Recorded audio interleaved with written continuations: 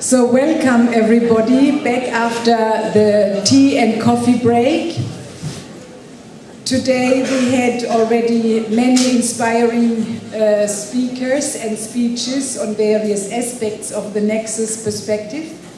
So let me therefore jump right into the topic of our panel. And I hope the lady who was just requesting a more SDG-focused discussion is in the room, because that is now what we are going to do. We are discussing the water, energy and food security nexus and ecosystem sustainability in the post-2015 Sustainable Development Agenda. We will look at the relevance of anchoring the nexus perspective in the post-2015 agenda at different levels.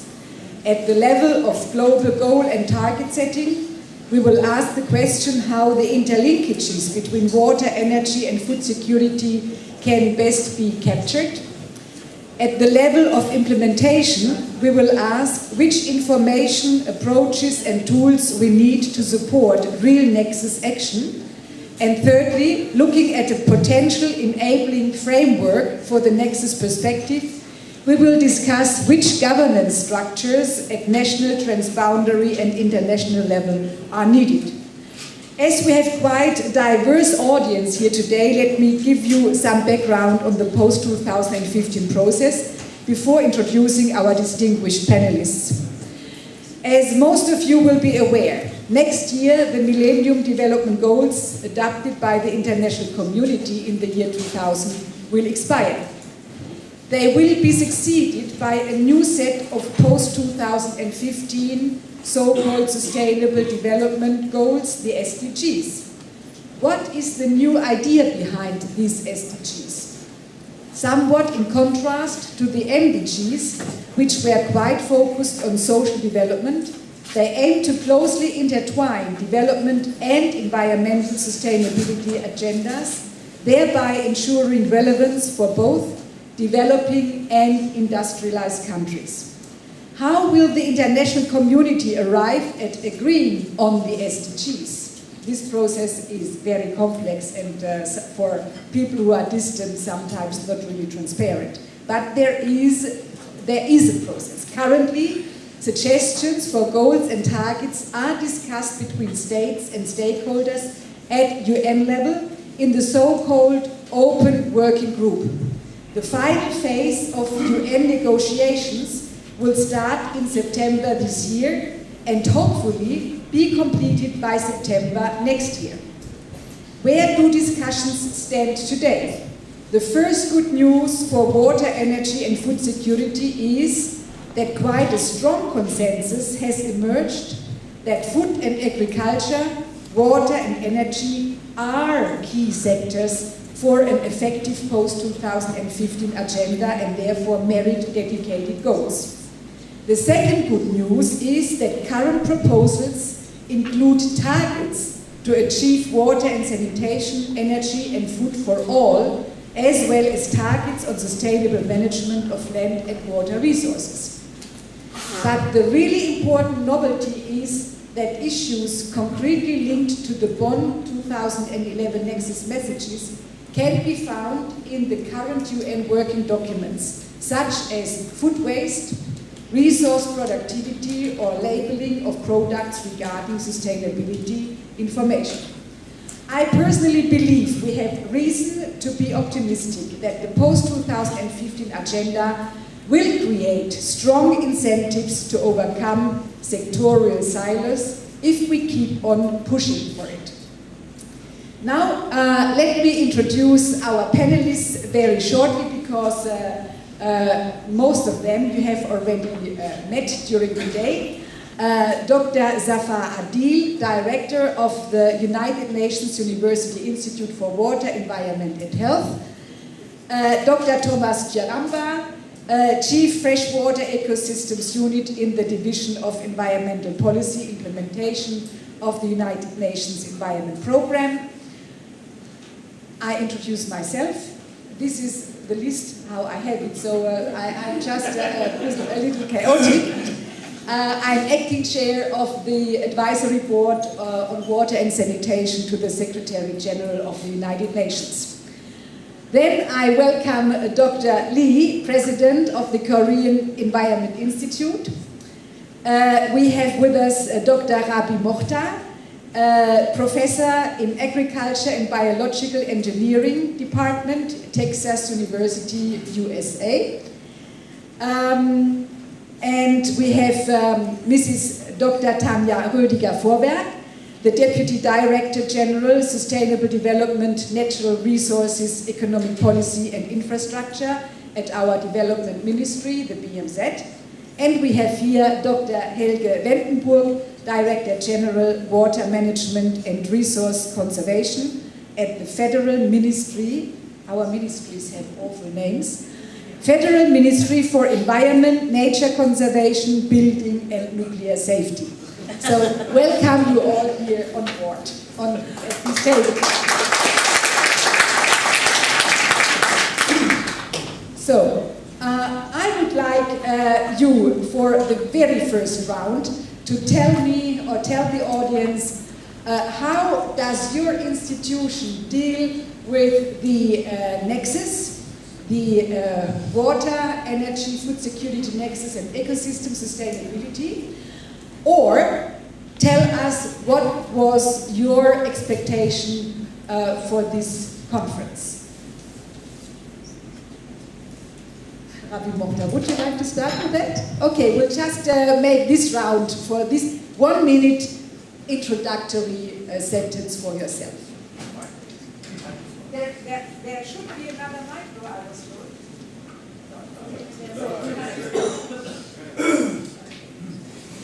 So one for this half of the table and the other for this half of the table. Yeah. Thank you, Ushi.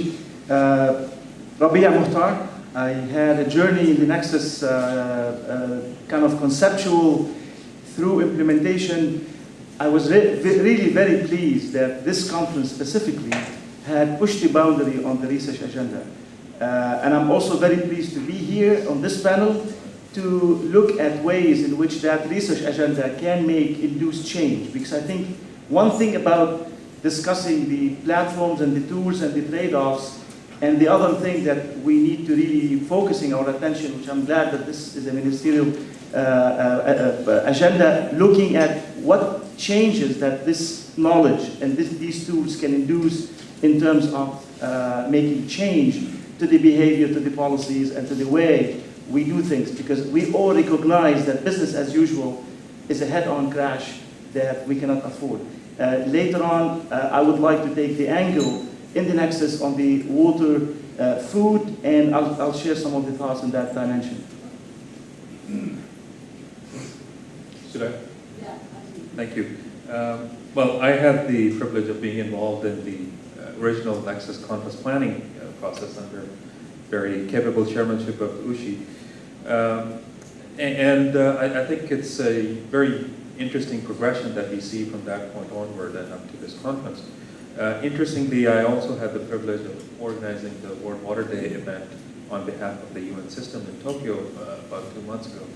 And this year the focus was on the water energy nexus. So that's kind of a third or a half of the nexus. And very interesting high-level policy dialogues that took place at that event. And I would be quite happy to share some of the thoughts and findings that are coming from that as well.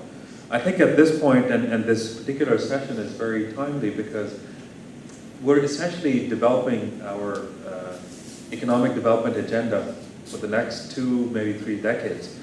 And this is the point in time in which we need to incorporate our thoughts and ideas into that process. And hopefully we'll have a little bit more chance to unpack these. My maybe most general thought is that based on the analysis that we've done with my institute and in partnership with a number of other institutions, it is quite clear to us that even having a dedicated water sustainable development goal itself is not going to be sufficient. You have to have these nexus goals and targets embedded throughout the agenda. And one good sign that we have is that the high-level panel report, which came out last year, is actually picking up on some of these, and you see these goals sprinkled all across. The 1 minute round. Yeah, thank you. I don't have enough content to say about Nexus because within my organization we talk about Nexus, how to approach, how to think about that. But this is the first time to think about in general with many people from outside the countries. It's a good experience to me, and so far I thought about the Paris approach, but Nexus is really good and very complicated approach. From now on, I push and my staff to do some more research from now. Thank you very much. Thank you. In the opening session, it was stated that where problems cross-cut other sectors, there is a need for new avenues of solutions. In my view, the Nexus is a new avenue which helps to think in new mindsets and to act in an integrated way beyond the needs of the water sector. And if we look to the nexus between water, energy, and food security, we also have to think about agriculture. And when we think about agriculture, we have to think about land and soil.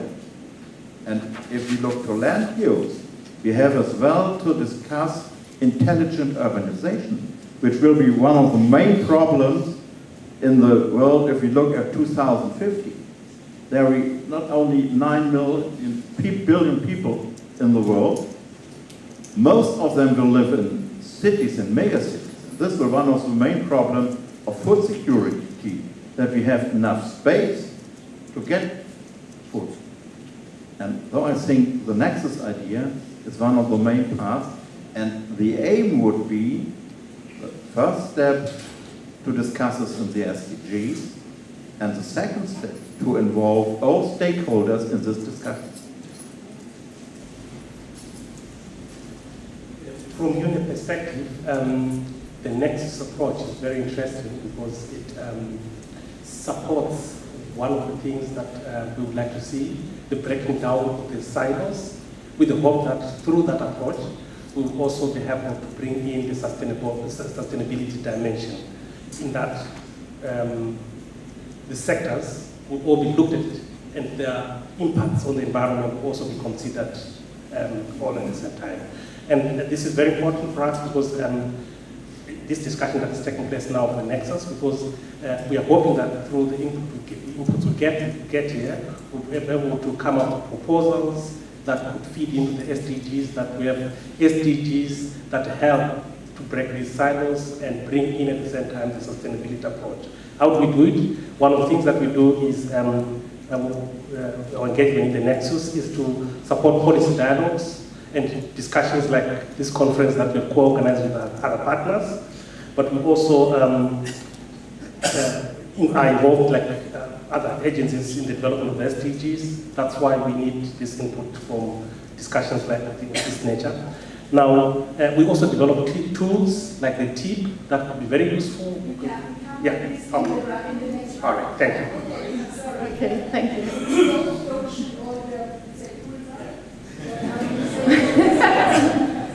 Okay. I'll try to keep it short. So,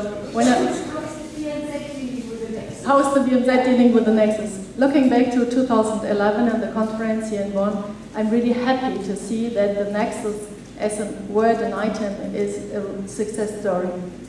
We use this word in different areas with a different meaning, but coming back to what stage are we at the moment? The moment we are preparing a 2015, a post-2015 agenda, and we're having been working for the HLP report. We have tried to bring not only the term of the Nexus into the report, but the thinking.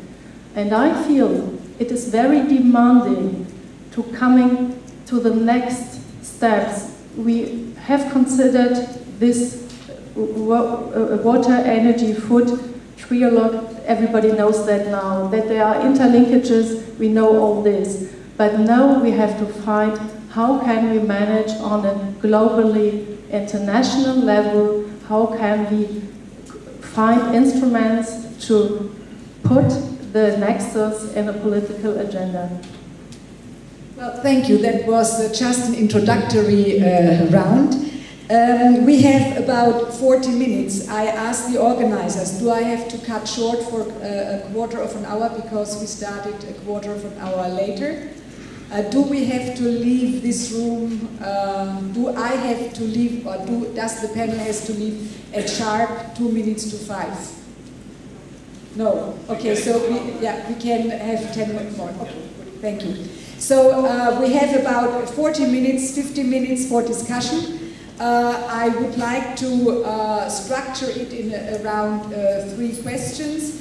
And my first question, not everybody has to answer each question. So just if you feel that you have to say something to the question, just raise your hand. The first question I would like to address to Mr. Rendenburg, and this is, how can interlinkages of water, energy and food best be captured in the post-2015 agenda for sustainable development? Thank you, Mrs. Chair. Before coming out to this point, please let me express my gratitude to the organizers of the conference for taking the initiative to dedicate the conference to the topic of the nexus perspective, and in doing so, to make the link to ecosystem sustainability, which is often missing in the debate. Ecosystems represent the basic foundation of our natural resources: water, soil, and land. More than any other sector, the water, energy, and food sectors rely on ecosystem services. I therefore very much support this exercise to highlight the interdependency between water, energy, and food security and the underlying ecosystem. Let me explain. With the nexus thinking is so important in the view of the German government. The concept of approaching or even crossing the planetary boundaries has set off alarm bells and has pointed to the many tipping points of degradation the global environment is facing. Several prominent studies and international fora like the Rio+20 conference show that water, energy and food security are closely interrelated and among the world's most preeminent challenges. They concluded that because the global environmental challenges are tightly interdependent, they require more systemic response to solve them. Business as usual is no more an option, and sector-by-sector approaches or issue-by-issue approaches alone will not change the status quo or reverse some of the most worrisome trends for the global environment. Germany has been highlighting these challenges since the Bonn 2011 Nexus Conference. Together with representatives from all relevant sectors, we addressed this question. We looked into the issue of interdependency, benefits and trade-offs between the water, energy and food sectors on the one side, and the need for solutions in order to meet water, energy and food demands without compromising sustainability and exceeding environmental tipping points on the other side. The Bonn 2011 conference was the starting point for the elaboration of an integrated approach for action and for a debate on how to change the mindset for the sake of sustainable development. The challenge we face now is to implement measures for managing resources in a sustainable way. This is a long-term process which requires primarily political will and secondly, management governance structures, tools and skills. To increase both, the biggest challenge is to bring the nexus on the global agenda. And I think that the discussion in the SDGs in the post-2015 agenda is one of the main parts we have to do. And as I explained before, Germany tries to play an active role in this process, and so we think this conference is one of the steps, and we have also discussed the eco-services. Sustainability as one of the main parts in this point. And I think we need in the SDGs the point of water and sanitation, the point of agriculture and food security, as well as energy security, because if we don't have energy all over the world, we can't produce as we need for 9 billion people all over the world. And I think SDG on sustainable energy, for example, should not only address access to energy, efficiency and renewable energy, but also the reduction of negative consequences of energy production and consumption for the environment and natural resources such as water and soil. If we only discuss the targets on energy, renewable energies, and we don't discuss if it could harm water as well as soil and land, then we don't discuss the need of all. And this should be one of the main points we should focus here, and as well in the development to the discussion of the SDGs. Thank you. One question to the panelists. Maybe you can think of it. There is the working document of the Open Working Group, yeah? And your ideas, which you have discussed the last 2 days, are they reflected enough in this paper of the Open Working Group with the 16 focus areas?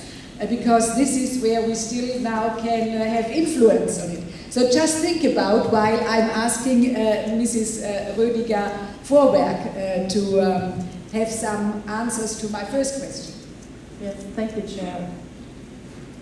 First of all, it probably goes without saying that the federal government advocates breaking down the silos, as my colleague just said. We need a structural transformation in our economies.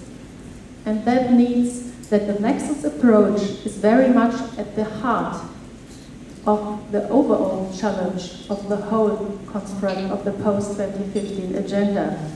What does this mean?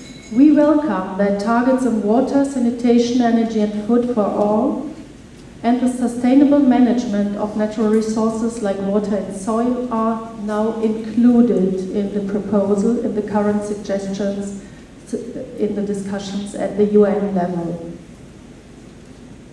While these targets are essential, they give no guidance yet on how to achieve necessary intersectoral synergies and how to avert trade-offs between sectors. This is a question which is broader than the interlinkage between water, energy and food. We think, and we have written that in the HLP report, and we can see it reflected in the Open Working Group discussions. The question of the interlinkages is one of the 3 elements of a new post-2015 agenda. It's part of the, let's call it DNA of the quality of the new agenda. If you ask what is the difference to the MDGs, then one of the main differences is the nexus thinking. And we know that there are interlinkages between water, food and energy, but we have to think about how can we manage instrumentally, conceptually, the interlinkages with other sectors, as you just told us. It's not only between these 3. And this is very demanding because there is the risk of over-complexity. So we are looking for an instrumental approach.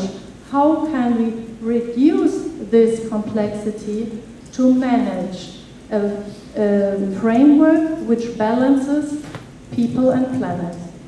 Thank you. Abi, I think this is where you could come in, because I think you have a lot to add to this. Yeah? How are your ideas integrated or taken up at the Open Working Group? I'll come back to the tools question, but I'd like to stop at with the post-2015 and highlight the importance of the, maybe underline and underscore the importance of the water as a standalone goal, and maybe zoom in. I don't want to assume what goes in the mind of the collective effort of the water community. But I'd like to zoom in into the water energy, water food nexus, or a side of the nexus, and maybe highlight 3 points. The first point is what is at stake. I think it's important for us as a community to, maybe most of us know that, but it's important to reflect on what is at stake. Second, I'd like to highlight the constraints that we're living in and the paradigm shift that we must undergo within that water-food linkage. If we look at what is at stake question, the food or the water embedded in food constitutes 90% of the water we know, 90%. So there's a lot at stake.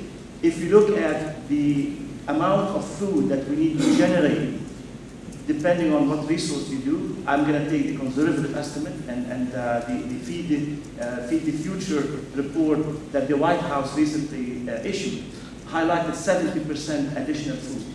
The bad part of the news is we don't have new water. And if you look at the water gap that is coming up, we need to come up with 40 new water to meet the demand for water, mainly for the agricultural sector. So the point I'm trying to make here is that there is 40% water gap that we need to come up with. And the constraint we're living in, unfortunately, technology alone and irrigation efficiency and water management efficiency is not going to get us there. And I think that's the sad reality. And I'd like to maybe highlight the paradigm shift that we need to look into. The food production system that we have lived in for the last 100 years is not going to get us to the next phase in which we need to awaken to the new reality, to the nexus reality of the water-food linkage. And I'd like to really reflect on here on 4 points. The first point, there is a lot of talk in the UN system, in many circles, about the agricultural intensification. And more recently, the USAID has issued a new initiative on sustainable intensification, or sustainable agricultural intensification. So the first call that I would like for the scientific community as well as the policy community to help define what does that mean. I don't think we know what that means. What does that mean? And what are the elements of a sustainable agricultural intensification? Second point, we need to move away from the concept of maximizing yield into looking at a new paradigm shift where we look at water productivity. And that is a very, very complex issue. If you look at the way we are producing food as of today, we are fixed on a certain model. That model is not sufficient. We need to expand our model into looking at what does it mean to maximize water productivity. That goes into the seed selection, the cropping system, the allocation, the water allocation within that discipline. It's not a trivial matter. The third element is we need to reassess what do we know about the green water. I think we have taken for granted that we know green water space. Let me tell you, we do not know the green water space. The green water space, in our understanding, is a black box. You something come in and something leave there. We need to reassess our knowledge, and I will highlight few of these elements here. A lot of discussions about new water, gray water and brackish water and other reclaimed water. We don't know the long-term impact of that water use in agriculture for safety, for soil quality, and for others. So we need a new understanding of what does the new phase of the green water look like, and try to develop new models, new ways of understanding the soil water. Last but not least, we need a new framework for assessing local practices and their impact on the global picture. I think that's the scale effect of because water and food production are local issues, and we don't have a framework in moving a scaling platform to look at the larger picture. So those are 4 points that I'd like to highlight. And there is point of hope, and I would like to take this opportunity to highlight in Korea last week, the G20 met under the clean energy ministries, and one of their outcomes, if you look at the press release, one of the outcomes is creating a new work stream that look into water energy nexus. So this is not only I believe it's at the highest level, and we need to, there's a window of action that we must act. Thank you. Thomas, you want to add? Yes, thank you very much. I want to respond to your question, whether everything in the current paper reflects what we've been discussing here in terms of the nexus. My answer to that is to some extent, but more needs to be done. That would be my very clear answer. That paper reflects integration between, for example, linkages between water and energy, water and agriculture from, for example, under priority area is number 6 for water, from the water perspective. But it does not, it still needs to take into account the perspective of water from the energy sector and the perspective of water from the agricultural sector, as just been said, so that so in short, more integration is still required, and we need to think about what kind of integrated targets, indicators would support such the nexus, and that's where the nexus comes in.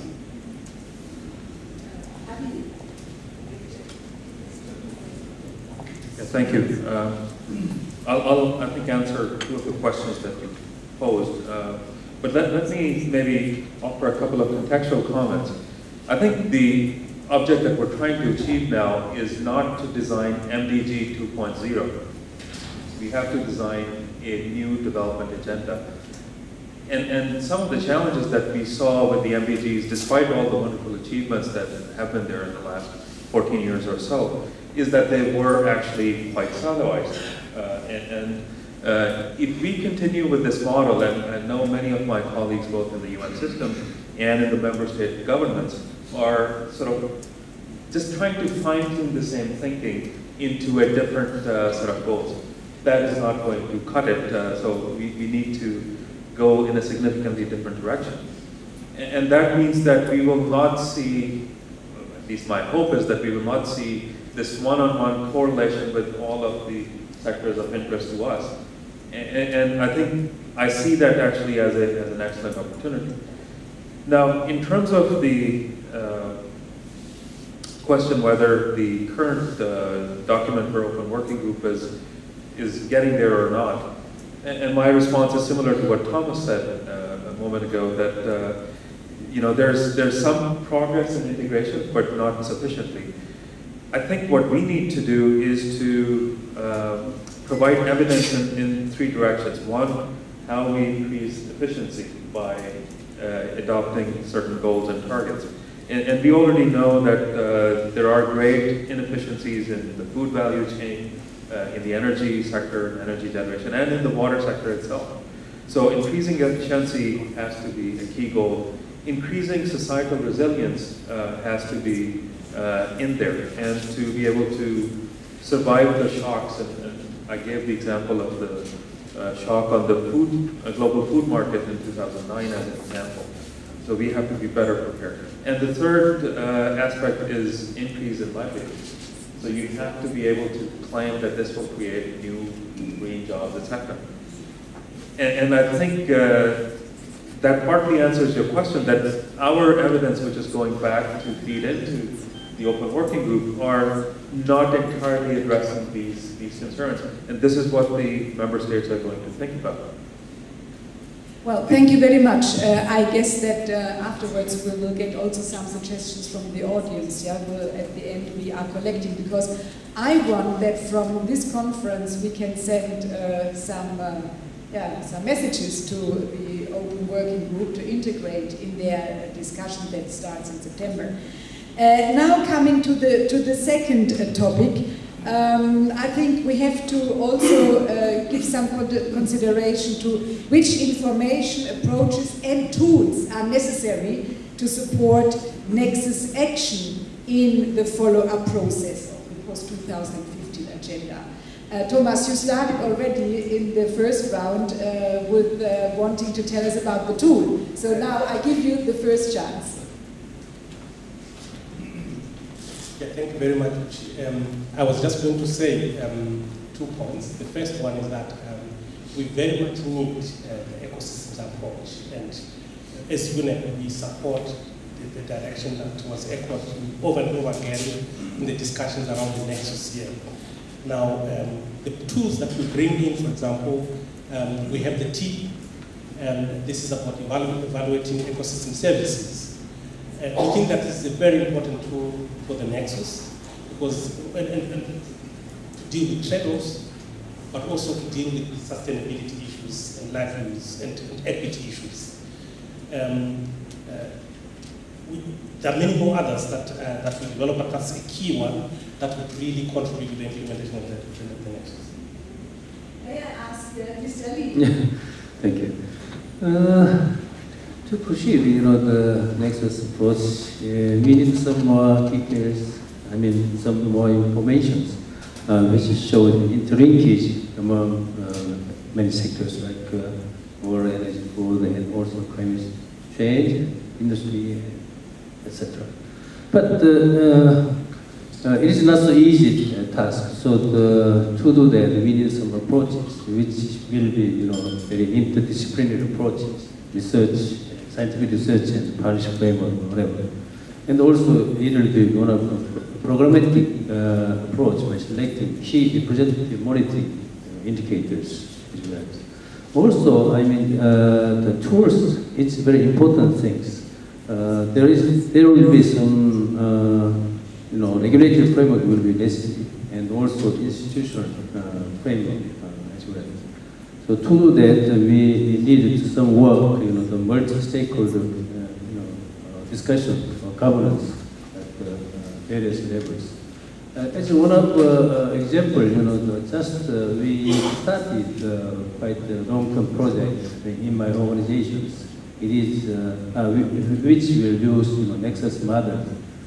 KI is finally decided to carry out on 7 years R&D project, which cost about $25 million, integrating every sectors into one of model, which focused the possible result based on interconnecting within many sectors. So it is one of the challenges in my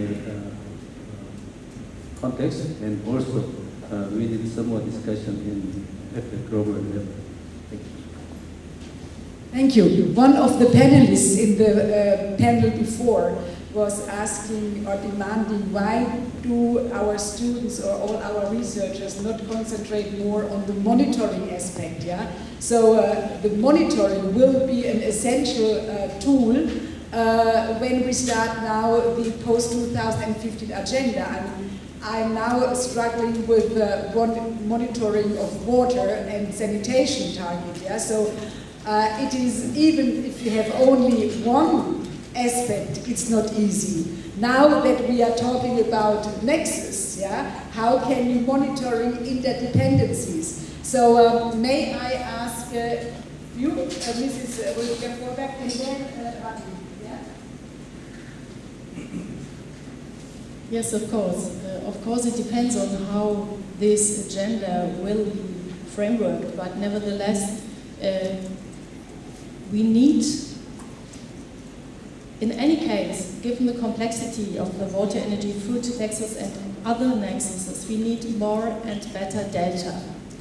We need more information for political decisions, for monitoring. As far as I could see this here today, I have the impression that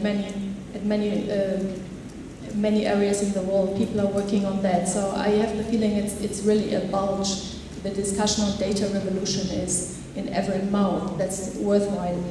But looking at the data on the ground, we should not forget that there are already several different reporting mechanisms we have. And I'd like to ask the question, couldn't it be helpful to bring this together? Because to make a new structure, no red tape, I think that couldn't be the solution. We have been arguing for a global monitoring mechanism at the UN, and we have asked the UN to reform their reporting mechanism. And that would be my proposal, let's see what processes, what reporting mechanisms do we have, how can we combine them. We have modern technologies today. We couldn't do that in the last decades, but now we can. Second, I've heard a lot about legally binding conventions. We need legally binding conventions. I would like to make the case for another solution as well. Why not thinking about peer review mechanisms, voluntary mechanisms? They are much easier to agree on, and you can make the first step into a new framework with a peer review mechanism. We have good examples, we have good research on that. Why have the peer review mechanism, for example, in Africa, that is really a success story. It was a little bit too difficult, but there are examples in the world how this is really a good first step. And besides of that, people can negotiate about a legally binding convention, but that will take time, and we don't have this time. We have to start. In the spirit of the Nexus, I think there are two dimensions. One dimension is the tools and the data and the information that allow us to quantify the interlinkages and quantify the trade-offs. But we should not miss the fact that this is not enough. The system complexity and the resource scarcity we must acknowledge that we are entering a new era where solutions are no longer sufficient. We're looking at a dialogue, we're looking at trade-offs and synergies. And I think that is the missing part in our thinking.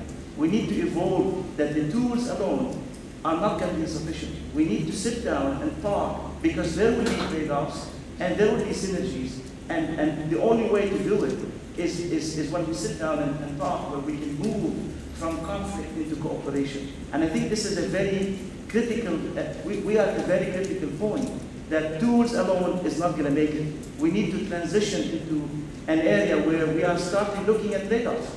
I cannot do this, I have to do this, I have to give, there's a give and take, there's a dialogue that must happen between all the sectors. And I think this is the core of the message that we need to really send out, that there are linkages, there are trade-offs, and we cannot do it all. We have to prioritize, and we have to give in and develop these synergies. Thank you. I think in terms of monitoring and assessment, again, we have to think really afresh. And I think I would like to borrow an argument that came out in both the previous Bonn conference as well as in the Rio +20 dialogues around green economy, that you really need to be looking at the triple bottom line. And I would argue that that's actually much broader than the Nexus, but it actually serves the intentions and purposes of the Nexus very well. And by triple bottom line, what is meant is that in addition to your usual economic data, you also monetize the social component and the environmental or resource component. And if you are able to do that in terms of the national reporting, and that builds on the comment that our BMZ colleague just made, that kind of new reporting actually will, I think to a large extent, take care of this issue of giving us an integrated picture. Yes, thank you. I think we have to look to the data and to the monitoring. If we want to convince the member states of the UN, the politicians and the governments, we need for the discussion data to convince them what are the efforts of ours. And I think one of the main parts is in the Nexus idea that we have to strengthen our knowledge about water.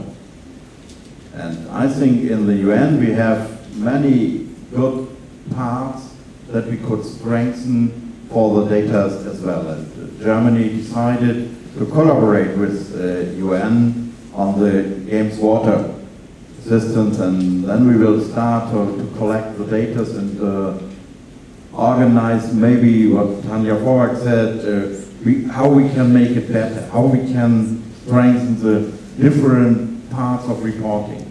I think this is one of the next steps we have to do. But if we don't have data of the monitoring, we have SDGs, we have targets, we have goals, but we cannot talk to the other stakeholders if we are efficient or not.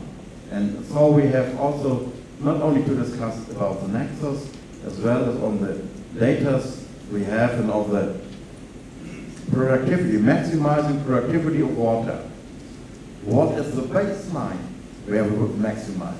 And what do we need? And I think this can be only discussed if we have really data where every member state and everyone, okay, these are UN data, we have monitored in a transparent process, and so it could be the baseline for all the discussions. Mine is a very brief one. Monitoring is key and important, of course. But one very important thing is, particularly in the Nexus context, is to agree on the indicators. Because the indicators will also give us an idea of what needs to be monitored. Because there are also arguments that are being made that monitoring is being done, that information cannot be transformed into any meaningful policy recommendation. So I think defining the indicators is very important, and then we look into the monitoring and gathering of data, which we all know in the water sector, and I agree with you, investment in monitoring, particularly in the water sector, has been going down. Well, we are coming to the third round. I already told you that we would like to tackle 3 questions, and my last question is related to governance structures. What kind of governance structures at the national level, at the transboundary level, and the international level are conducive to make the Nexus reality? I listened to Adil's presentation the panel before, and I have seen you suggested to have the UN Nexus, yeah? Maybe you have now another chance to say something about international governance structures on the Nexus. Thank you. I think before I directly answer the question, what is important to keep in mind is that we don't need to force new institutions. At least my perspective is that these institutions will emerge more organically, and they may even be varied across the board from country to country, depending on what their specific interests and needs and issues are. The point I've made in the last panel discussion, that creating an apex body of some kind, which is sort of supra-ministerial and reports to the head of the government, in a way where it allows to bring together the various issues of concern in a particular national context. That would be something very useful. So I think at the national level, that I would argue for having apex bodies emerge organically, depending on whichever direction they take. Now, to your question about the UN Nexus, like I said, there's now a very strong interest from the heads of UN agencies in this coordination mechanism approach, because they see that it's very resource efficient. It doesn't create new UN organizations or bureaucracies, because there's a very strong negative knee-jerk reaction that you get from member states when, whichever time you try to do that. So there is real value in thinking about it. Particularly, we know that there is a receptive audience in the UN leadership. So I would just like to leave it there for now and see if there's any other comments on that. Thank you. Who wants to add? Mr. Lee. Yes. I'd like to take a couple of aspects from, at first, the national levels. I think the important thing is how to establish some regulatory framework to support the Nexus approach. We experienced green economies to support that approach. We made one regulatory framework to support that initiative sponsored by the National Assembly. And also we established a very concrete institutional framework like the Presidential Committee on Green Growth Korea. So that kind of framework will support our approach to Nexus. And also, it should be interlinked within the country. I mean, many sectoral involvement from NGOs, academia, and also other public institutions as well. From regional perspectives, we got initiatives, like cross-border environmental impact assessment within the regions. There are many developments on gas transmissions and also some materials, underground materials within the regions. To analyze that, we have some discussions in the region, including with Russia, China, Mongolia, and Korea as well. So, under the framework, we talk about how to overcome the environmental burdens after that kind of development project, big project. So those kind of discussion is one of the regional approach. I think the final one, I think the international case is IPBS, maybe Intergovernmental Panel on Biodiversity and Ecosystem Services, which is co-organized by FAO, UNEP, and UNESCO. So those kind of approach will be one of the possible way toward the Nexus approach, I think. Thank you. To me, it's always interesting coming from a federal organized country, yeah? That we always first talk about the national level and then we go up. But we usually don't go down. So we have very strong regions also, yeah? So maybe, Mr. Wendenburg, you being a German, or maybe from the audience afterwards, how do you see governance structures on these various levels? I think we need an understanding of all stakeholders for the Nexus idea. And the first step is to bring in a regional level all the stakeholders together, that they have discussed together the problems they have to solve. If we look on governance structures, we have, as well in Germany, sometimes political boundaries, which are not the same boundaries of the river basin. And I think this is the first understanding that we need, an understanding for the river basin, if we talk about water and the influence of water. And so we try, I think, together with BMZ in some rounds to make platforms and fora for the discussion and to bring it in the regions everywhere, not only in Europe as well, in the river basin of Europe as well as in Africa and Asia, to discuss about the understanding of integrated water resource management as a thinking in the river basin and not in the thinking of political borders.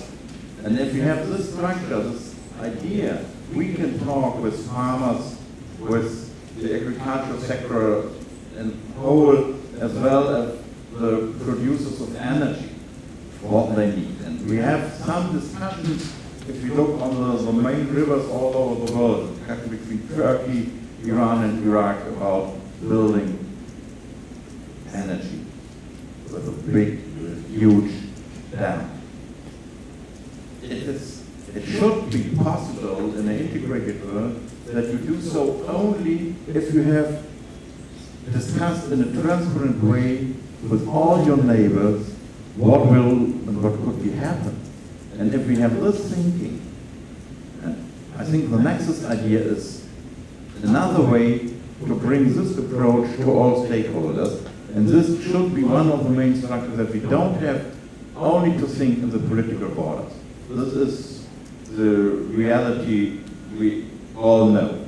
But we have to bring to the people the Nexus thinking. And if we think in this Nexus ideas in the river basin catchment zones, then we can discuss all the other things. Thank you. Abi, you want to add something to this question, the governance question? Only maybe one statement that we really need to learn, my perspective, we need to learn from industry. I recently had a chance to, I'm not going to mention the name of the company, but it's a very prominent energy company, energy and water company. We were talking about the nexus.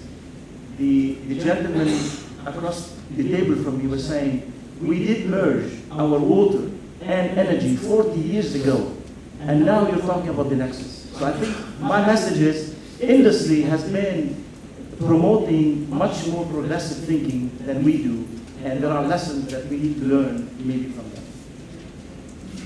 Thomas. I think during the proceedings of this conference, it was mentioned that we have a number of institutions that could be used to promote the nexus thinking. One of them that clearly came up was the issue of transboundary river basin organizations, that they could be very important instruments to support what idea of the nexus in a sustainable way. However, one challenge that is there is strengthening them, that's giving them the mandate to do so, and being in a position to bring the relevant stakeholders on board to discuss the issue and be effective to actually ultimately make a difference in the nexus context. That's a big challenge that we let us see.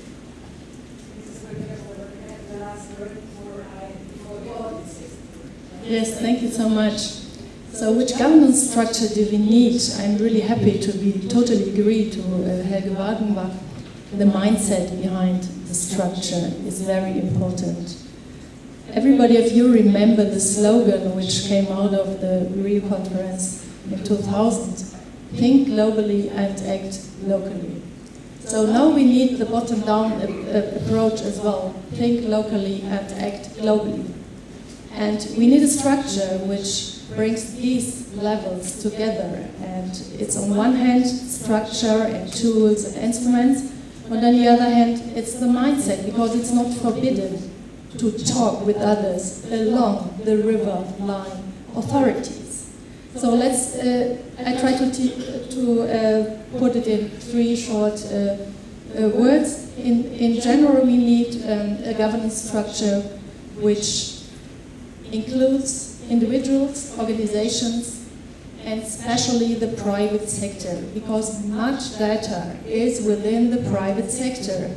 And if we can find a way how they can still keep their data, but we can somehow use them, that could be very helpful. So include every actor and come away from the only governance within the public service. It's not what we need now. So second, we need the political willingness. We need people who are bold, who are able to work together, who are able to convince each other that there are synergies when they work together. So everybody of us is asked for that.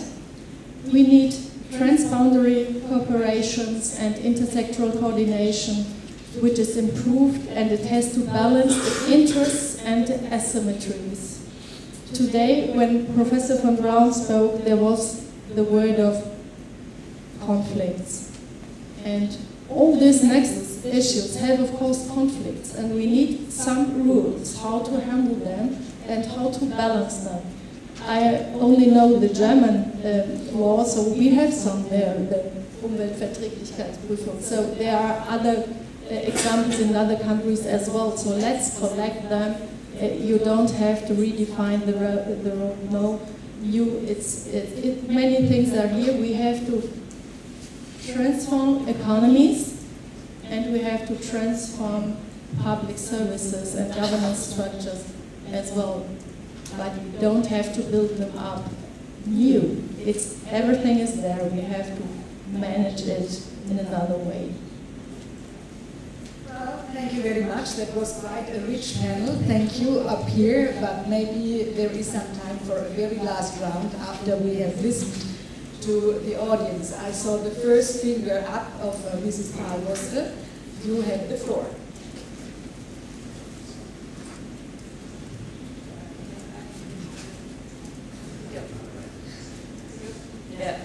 like to address this last issue, continue on that in terms of the importance of more regional capacities. So I wonder whether one shouldn't more explicitly, there is a lot also in this SDG document, importance of engaging stakeholders, but whether one shouldn't more strongly emphasize to strengthen and also mobilize the innovation and development capacity of regions, which could be investment or whatever. On one hand, regions are where there may be also there may be a floor where people work on these integrated issues from this perspective. Second, I don't think that governmental agencies could get the burden of trying to organize all stakeholder processes, because if you look at the current framework directive, that's at the limits of our current structured authorities to mobilize. So how much more stronger mobilizing regional potential activities, and also related to this, give civil society a stronger voice in monitoring, really also including more public debate on SDGs, and then one monitoring mechanism not only reporting to the UN, but also engaging in debate about these trends. Thank you. The lady will just make 3 words from here and 3 hands from there. So let us just take the second one and the third one. Yeah, Martina Schollmann from German Development Institute. Actually, it's a question to those dealing with this open working group process. You know, if you look at agriculture, yeah, so water, energy user, and soil or land user, I mean, you see quite different patterns. So, Robbie, you mentioned the, this term sustainable intensification of agriculture. Looking at sub-Saharan Africa, what you can say in general is they need more water, they need more energy, they need more intensification, they need more fertilizer, they need more plant protection. So, I mean, how is that reflected in this SDG debate? I would like to know that. And a remark to this planetary boundary. I think that is really a useful concept.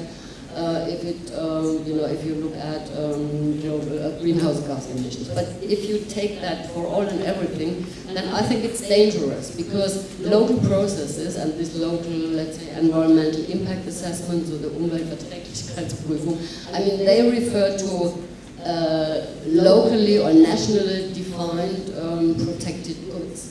So, I mean, and it could be, that you have not reached yet the planetary boundary of water abstraction or of biodiversity, but locally, that may be degraded already. So I think we should be careful, using this planetary boundary concept. I mean, I think it's useful to some extent. Thank you.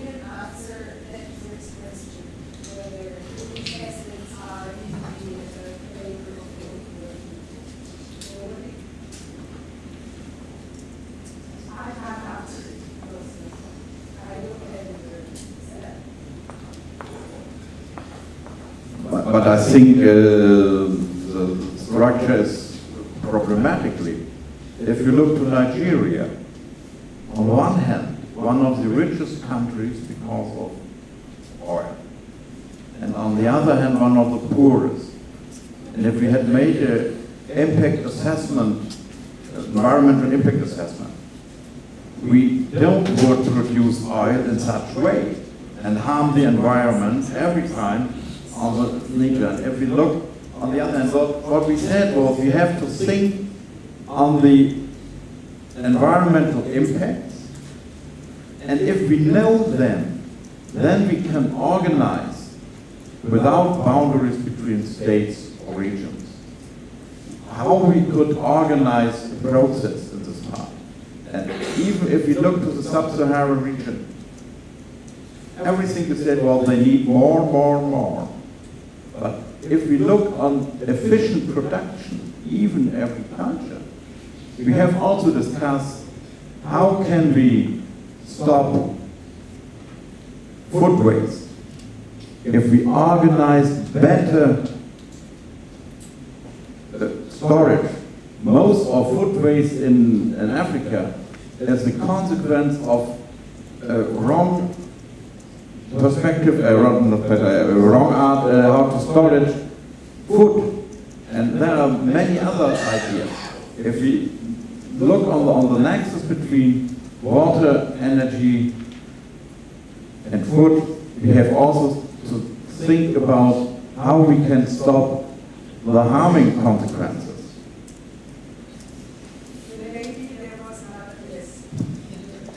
Thank you. Joanna Vinkelenburg, University of Osnabrück. When I came to this conference, I didn't know much about the Nexus, and I learned a lot, so thanks for that. And my question then relates to the first part of the discussion on the integration of the water, energy, food nexus in the SDGs. Because what I'm not really convinced about is that water, energy, food nexus is really what it's all about. Because I heard so much about ecosystem services, urbanization, food security, livelihoods, climate change, sustainability, equity. So, yeah, maybe the speakers could convince me a bit more that water, energy, food is really what we should focus upon. But we also have heard that it is a very complex matter. And if you want to get politicians within the UN member states to decide upon an SDG system, you even have to decomplicate it, yeah? To make it easier, yeah? To streamline it. So what you are asking is to put more complexity in it. But maybe in the last round there are some suggestions. Now I promise that I will go on this side. There was this young gentleman.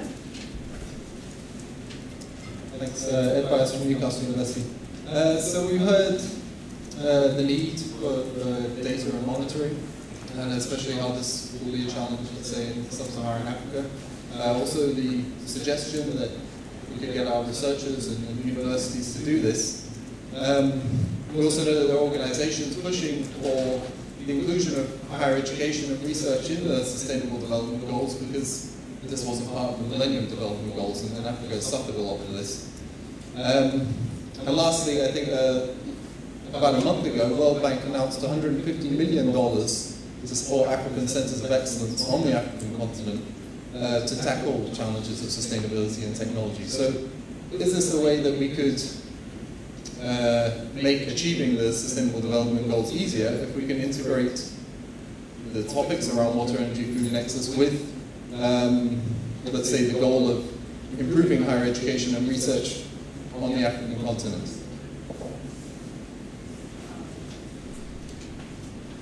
I just have to look in this paper, because I understand that, for example, capacity building, yeah, is in. I don't know now the chapter. Yeah, capacity building is under chapter focus area 15. Yeah. So there is quite, it's not really education, but it's capacity building, yeah?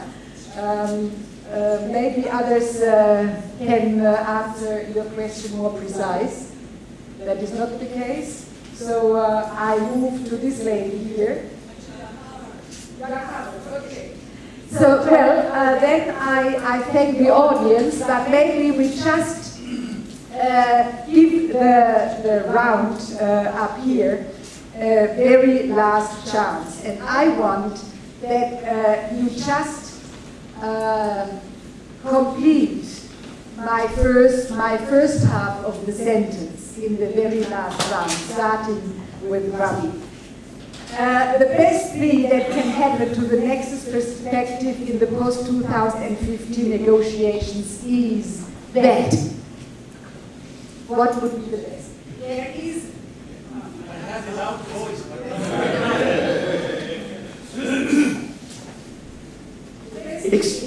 Expansion of the water into much broader perspective of two things. One, including the linkages that the panel has identified, but more importantly, look into the underlying the hidden water resource, the green water, and best utilization of that. So my hope is that somewhere, and it's outlined by one of the questions by actually Tina, that we really need to have an implementation strategy that brings in these region-specific into action. How do we achieve that? So water needs to be enriched and beyond the blue water that we all define it as.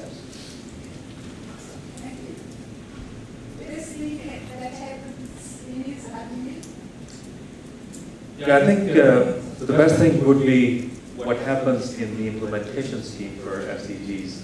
What I would really like to see is that there is a significant commitment to investments which are actually covering this whole range of issues that we've been discussing. So I'm actually looking a little bit beyond what goes into the SDGs to what the SDGs will imply in terms of implementation.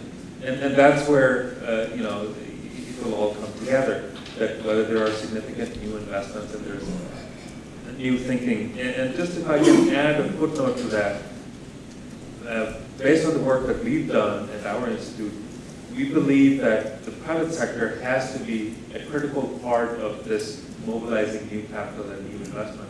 I think we've touched on that in the conference here, but probably not enough.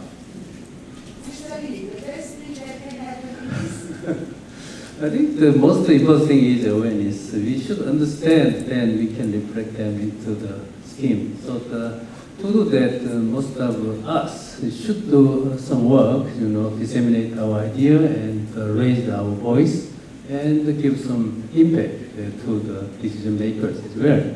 And also, I think to say something about that, we need some new words, you know, which means, indicators to be reflected into the scheme. So how to develop them is one of our scientific approach. Based on that, we can disseminate that idea into many sectors and stakeholders.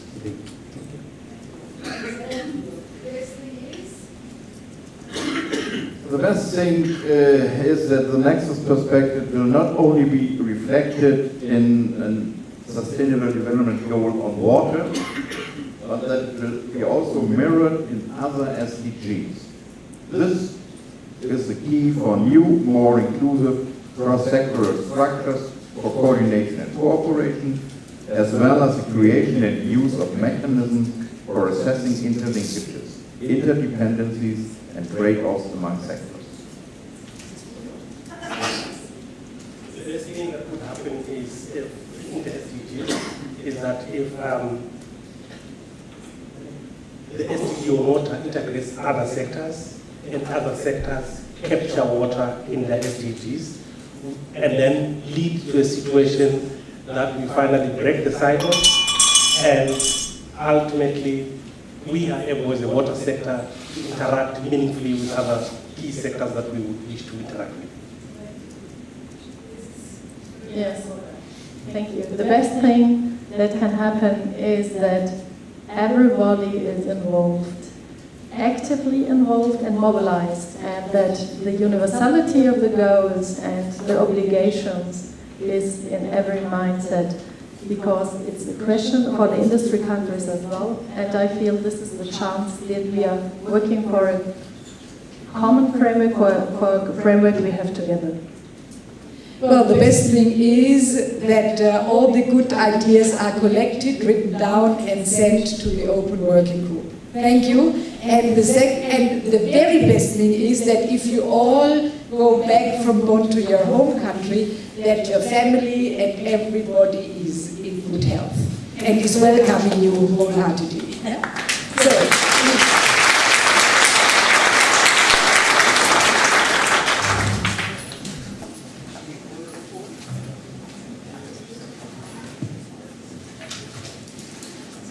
Thank you, Dr. Rushiaid, for moderating this panel. And I personally want to thank German Ministry of Environment and Development for organizing this wonderful panel discussion. Now,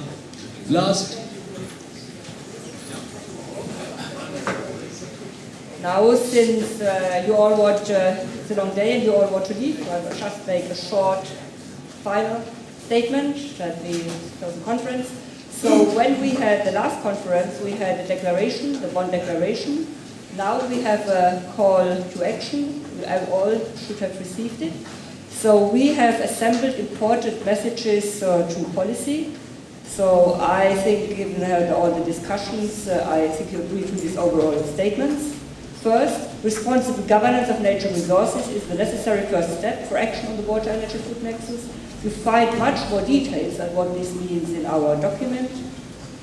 Second, the Nexus is calling for broad involvement of stakeholders to collaboratively work towards sustainable development. Again, much more details are outlined.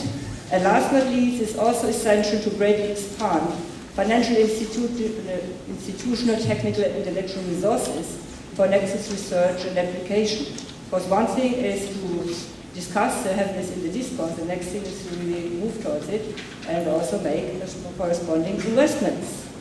So said that, I want to really thank all organizers in joining and organizing this conference, in particular UNEP and here Thomas Chibamba, who was the person who really initiated this whole thing that we did together, the German Development Institute, the Center for Development Research, the CJIR programs on research on water and land and ecosystems, and the German Ministry of Education and Research, obviously, for funding the GWSP for more than a decade. And from the name of all organizers, I want really to thank the staff of the Global Water System Project, the International Project Office, for really doing this excellent job of organizing, or really working behind the scenes and everything that so well. So give them just a clap.